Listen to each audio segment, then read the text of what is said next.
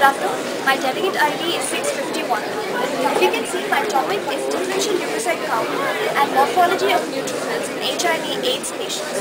These are relatively simple parameters, but the reason for my choosing this is that we usually concentrate on the lymphocytes. We're always looking at CD4 count. And in HIV, as we all know, the opportunistic infection is what kills the patient. And neutrophils are usually the first line of defense in our body for any infection. So if the neutrophils fail at that level, then you can imagine what that translates into as far as infections go. Now, my aim is very simple, to do differential leukocyte count in a group of 35 HIV/AIDS patients, and also to do RNet counting as evidenced under light microscopy, and to do Sudan black B staining to look for the granules of neutrophils.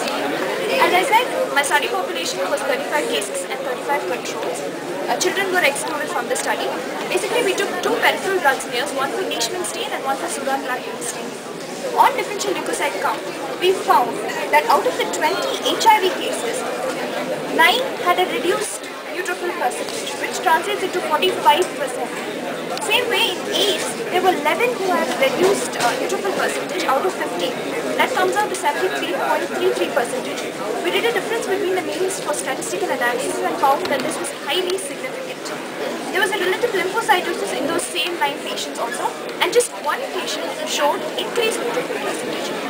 These are the light microscopic pictures. One shows a normal neutrophil that we found in one of the controls, and this is Sudan black staining, where as you can see there is a grossly reduced number of granules.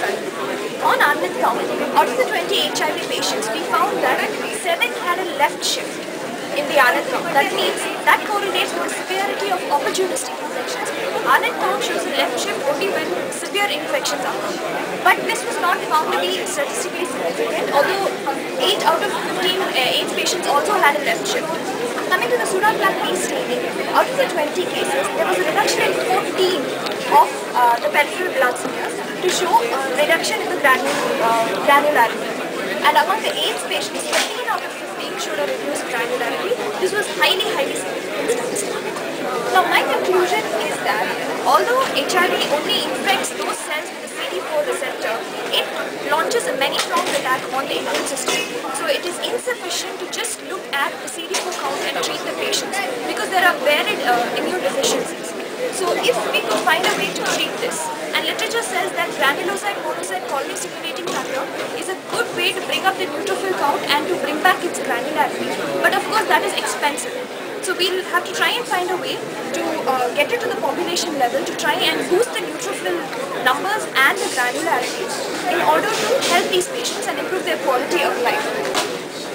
Future prospects of my study include testing for autoantibodies in those patients where the granularity is reduced, because that could be a reason why the granules have reduced, as HIV is a condition where there are innumerable autoantibodies produced for reasons that we do not fully understand.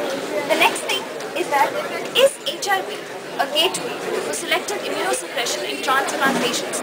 Because although there is a reduction in CD4 count, it is found that graft rejection is more in HIV patients, especially with reference to kidney grafts. So why does this happen? If we could unravel this mystery, maybe we could genetically modify the HIV virus and use it as a means of selective immunosuppression depending on which organ we want to transplant. Thank you.